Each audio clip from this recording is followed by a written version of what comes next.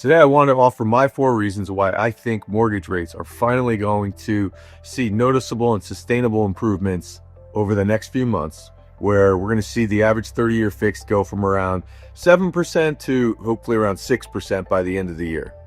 Reason 1 is that the most recent and really the last few inflation reports have come in really close to what the Fed wants to see. The Federal Reserve wants to see annual inflation at 2%, and the last few reports have come in at around 2.5%.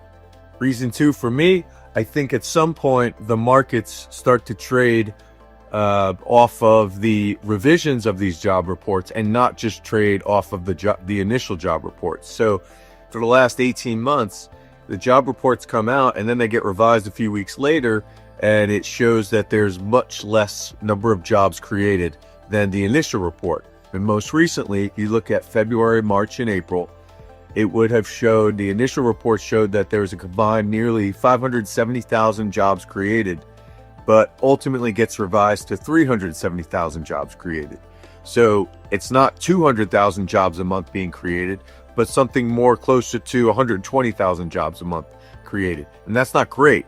That's not exactly robust. And the markets, I would think, at some point start to trade to those lower employment numbers. As it back up, when we talk about trade, stocks and bonds, bonds rally bonds, I should say, improve, and interest rates come down when there's bad economic data, and the exact opposite happens when there's good economic data. The third reason is that there's still this room for mortgage rates to get closer to the 10-year U.S. Treasury. So the 10-year U.S. Treasury is currently at around 4.2%.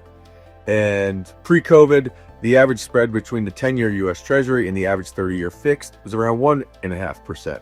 So if that historical spread existed today, we would see rates at around 5.75%.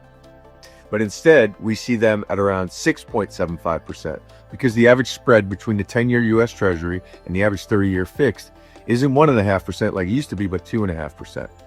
Now that spread is projected to get to around 2%, so it's not going to make up all the difference.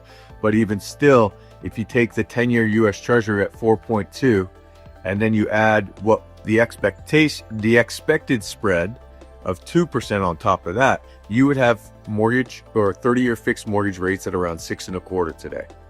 And last, President Trump started using mortgage-backed securities as incentives for South Korea. So in other words, they're incentivizing South Korea to purchase mortgage-backed securities to get a better, more favorable tariff trade deal. And that could be the blueprint for negotiations with other countries. So if you have all these other countries investing their dollar or their currency in mortgage-backed security, in U.S. mortgage-backed securities, it'll really help drive down mortgage rates. So that's my prediction. I say we're at 6% by the end of the year. I've been wrong. I've been calling for this or hoping for this for 2 years, but I think I'm finally going to be right.